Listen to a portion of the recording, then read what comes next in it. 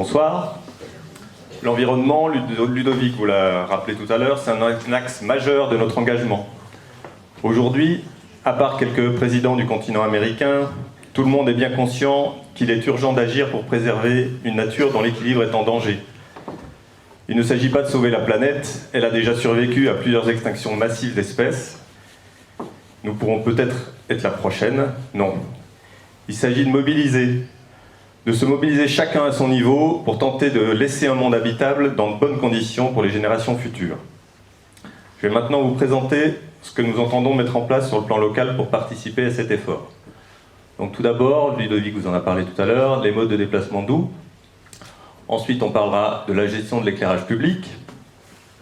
Puis, on évoquera l'ouverture sur la Dombe, l'implantation d'une aire de covoiturage et enfin, l'implantation du compostage collectif. Donc, développement des modes de déplacement doux. Le constat, tout le monde l'aura fait, la voiture est très utilisée à Saint-André. Il y a beaucoup de circulation, à la fois en interne, à l'intérieur du village, et puis c'est très traversé. Et également, il y a beaucoup de gens qui partent travailler en voiture. On a également des trottoirs qui sont vieillissants à beaucoup d'endroits, qui manquent d'entretien. On constate régulièrement du stationnement gênant dans beaucoup de lieux, avec l'accroissement de la population n'a pas toujours été suivi de l'accroissement des places de parking, et on a des endroits où il y a beaucoup de voitures. Et de nombreux ménages qui ont plusieurs voitures, donc des imprévus. On constate également une vitesse excessive sur de nombreux axes, notamment toutes les entrées de village, et également la rue du Mont-Blanc, la rue des Millières. Et également, on a des services qui sont très dispersés au niveau économique et commercial, et donc ça entraîne des déplacements en voiture également. Donc ce qu'on propose, c'est d'implanter des modes de déplacement doux. Si vous regardez la carte qui est affichée actuellement, c'est un extrait du PLU. Ce qui est figure en rouge, je ne sais pas si vous voyez très bien la couleur, ce sont les modes de déplacement doux actuels. Donc vous constatez que, par exemple, la route de tramway ou la rue du Mont-Blanc sont déjà considérés comme déplacements doux. En fait, ils sont essentiellement des déplacements piétons. Il n'y a pas grand-chose d'autre qui est fait actuellement, à part l'axe le long de la voie ferrée. Donc nous, ce qu'on propose, c'est d'aménager un parcours pour les modes doux, en prenant en compte l'existence des trottinettes et des vélos qui se développent beaucoup actuellement et qu'on voudrait favoriser.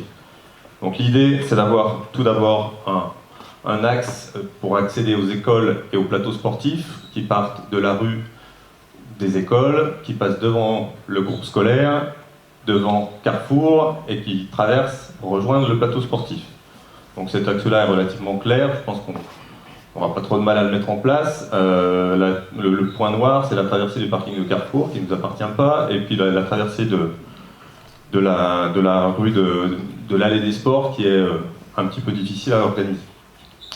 On prévoit aussi de repenser la circulation sur l'allée des sports. Actuellement, il y a la zone devant le collège qui a été modifiée temporairement avec du blocage de la circulation pour les tournes à gauche. Il faut prendre ça en compte pour avoir un mode de déplacement qui nous permette un accès facile au collège, notamment en prenant en compte le fait que plus tard, on aura des déplacements encore plus massifs qui arriveront de ce côté-là avec l'implantation de la forge. On veut aussi mettre en place plus de garages à vélo, ils sont relativement peu nombreux pour l'instant sur la commune. Et ça c'était la première étape, on veut également aborder d'autres points. Donc le rond-point de la gendarmerie, je vous en ai déjà parlé un petit peu, il est assez difficile à traverser pour l'instant, il y a des îlots centraux mais c'est pas très adapté, et surtout la partie qui longe le cimetière et la partie de traversée de voie ferrée n'est pas très pratique et sécurisée, donc on voudrait s'occuper de ce point. On veut également évoquer la circulation sur la rue des Millières. Il y a déjà eu des tentatives de fait, on aimerait revenir là-dessus. C'est une zone qui est quand même relativement accidentogène, avec beaucoup de circulation, souvent un peu de vitesse, qui vient être compliquée par les livraisons de camions à Carrefour, qui souvent créent des gros bouchons. Donc là, on essaiera quand même de concerter la population pour voir ce qu'on peut faire sur cette rue. Ça paraît important de s'en occuper. On voudrait également évoquer la circulation sur la rue du Mont-Blanc. Beaucoup de vitesse, avec des passages piétons qui ne sont pas forcément aux bons endroits par rapport aux endroits où il y a des ralentisseurs. Ce serait peut-être bien d'avoir des passages piétons, par exemple, autour de l'accès à la rue des Millières. Donc là, c'est pareil, on n'a pas de solution toute faite. On voudrait permettre au moins de la circulation vélo sur cet axe, et puis quelque chose de plus sécurisé pour les piétons. Et le dernier point de cette partie, c'est la circulation et le stationnement sur la route de Neuville. Donc c'est cette partie-là, devant les anciens bâtiments PTT. On a beaucoup de voitures stationnées sur le trottoir, avec des trottoirs très dégradés dans cette partie-là. Donc on espère aussi pouvoir intervenir là-dessus. L'idée, c'est peut-être d'avoir du stationnement sur la route, ce qui aurait pour effet de réduire sa largeur et de ralentir l'accès sur la route depuis Neuville.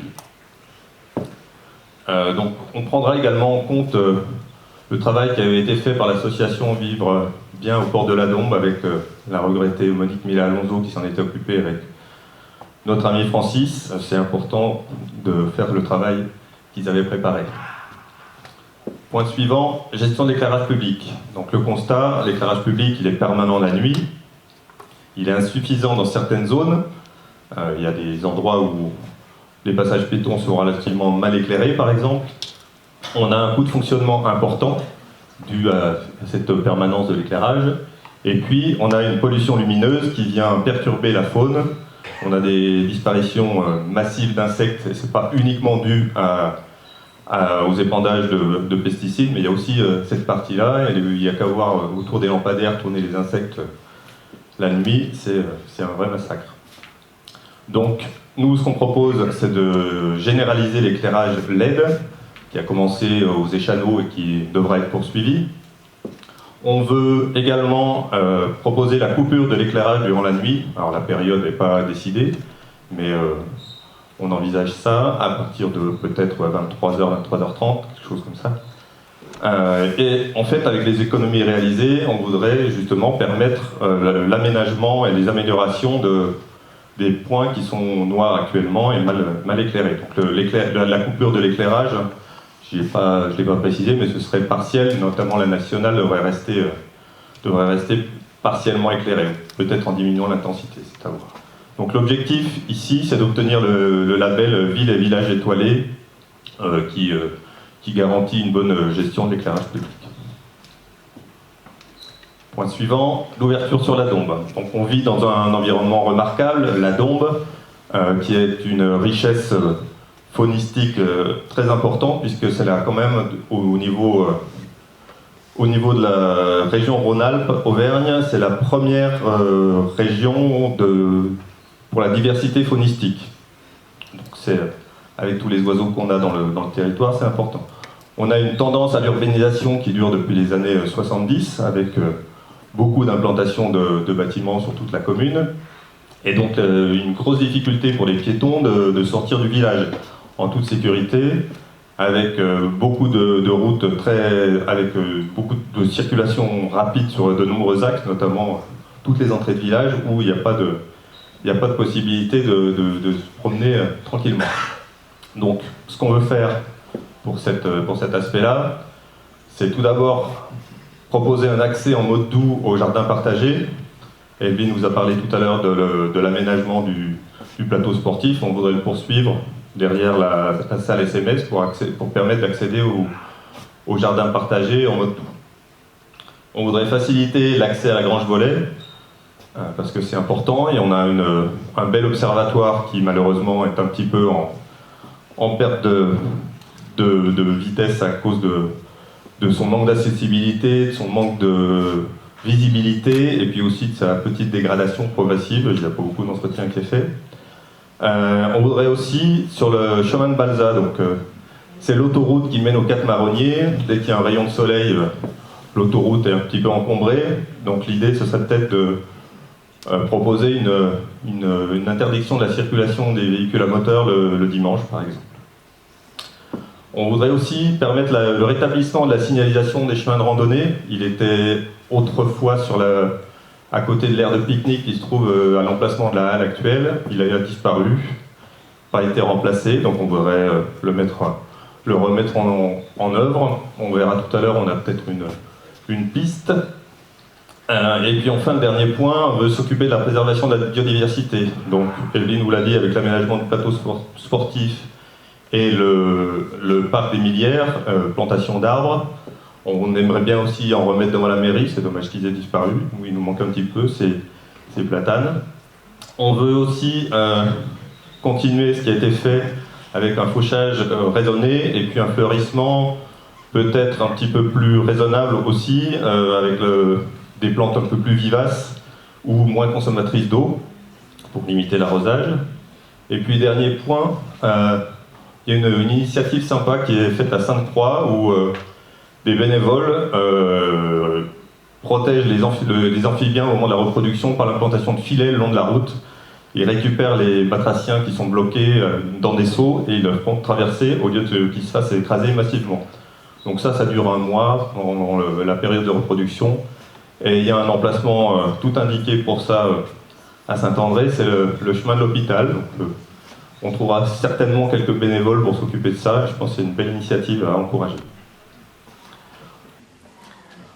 Point suivant, implantation d'une aire de covoiturage. Donc actuellement, il y a des aires improvisées qui sont en place, notamment sur le parking de Carrefour. C'est pas tout à fait fait pour ça. Et en fait, on s'aperçoit que la pratique est pas très développée sur la commune. Et c'est en fait un point qui est encouragé, le covoiturage, par le schéma de cohérence territoriale mené par la communauté de communes. Donc on essaiera de bénéficier de leur soutien. Donc ce qu'on prévoit, c'est une zone dédiée à cet usage avec une signalétique. Notre idée, c'est de l'implanter sur la partie de parking qui est à côté des tennis actuellement. Pour une bonne raison, c'est que c'est relativement visible quand on arrive sur la nationale, facile à trouver et à l'entrée nord du village, donc ça évitera au moins à ceux qui font du covoiturage de traverser le village en direction de Lyon, ça limitera un tout petit peu la circulation. Et donc ce qu'on propose, c'est de l'enregistrer également sur les sites internet de covoiturage, sur celui de la mairie bien sûr, et puis aussi l'idée ce serait peut-être d'avoir justement le départ des sentiers de randonnée à cet endroit, qui est aussi, une fois qu'il sera renseigné un peu partout, relativement facile à trouver. Donc je vais vous présenter mon dernier point maintenant, c'est la mise en place d'un compostage collectif. Actuellement, dans l'habitat collectif, les déchets alimentaires sont jetés à la poubelle avec le reste. Ça engendre un traitement relativement coûteux, qui va augmenter encore avec la mise en place de la redevance incitative. Donc notre idée, c'est de permettre aux gens qui habitent en habitat collectif d'avoir un compostage à leur disposition. Donc c'est également un point qui est encouragé par le SCOT. J'ai contacté la communauté de communes, je n'ai pas eu de réponse pour l'instant, mais on y reviendra.